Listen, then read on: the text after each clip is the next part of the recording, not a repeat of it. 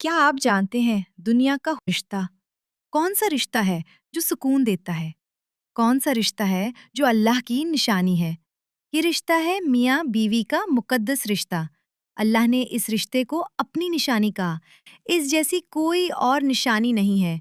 यही रिश्ता खानदान की बुनियाद मजबूत करता है। यही रिश्ता मोहब्बत और रहमत की पहचान है। आइए सीखते हैं कि शौहर को अपना बनाने का राज क्या है। मियाँ बीवी का रिश्ता अल्लाह की निशानी है। ये रिश्ता मोहब्बत और कुर्बानी का है। इस रिश्ते से माशरा मजबूत बुनियाद पाता है। अल्लाह पाक हर दिल में मोहब्बत पैदा फरमाए और मियाँ बीवी को शैतान से महफूज रखे।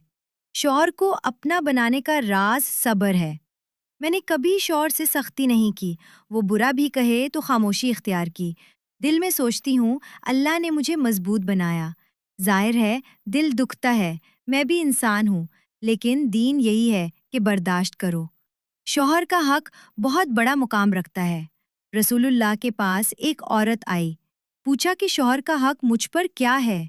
आपने फरमाया, शौहर का हक बहुत अजीम है। अगर उसके जिस्म पर जख्म हो और तुम अपनी जबान से साफ करो, तब भी उसका हक अदा ना होगा। अल्लाह अकबर, कितना बड़ा रुतबा है। इस रिश्ते को संभालना इबादत के बराबर है। सब्र करना और नफ्स को काबू में रखना ही दीन है।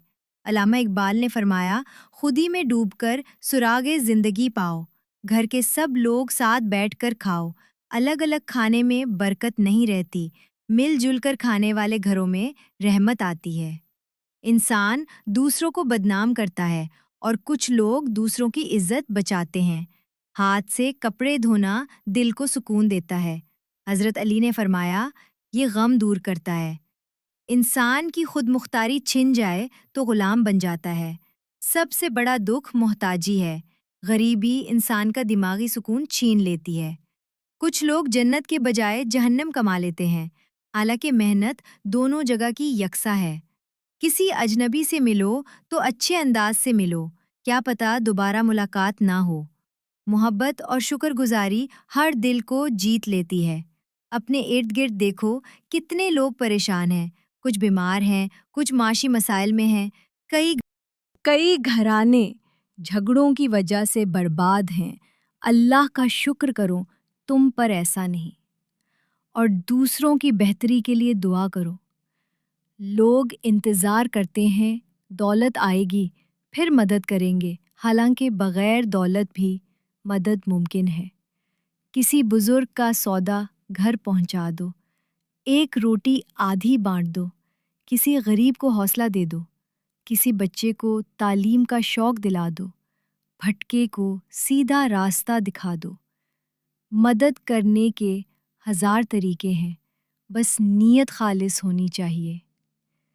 ज़िंदगी का अंजाम सूरज के गुरूब जैसा है। सूरज कभी छुपता है, कभी तपिश देता है, मगर आखिरकार डूब ही जाता है। यही सबक है कि सब फ़ानी है। परिंदे परों को फैलाएं तो ही उड़ सकते हैं। इंसान भी कोशिश करे तो बुलंदी पाता है। ज़िंदगी खुद को तलाश करने का नाम नहीं, ज़िंदगी अपने आप को संवारने का नाम है।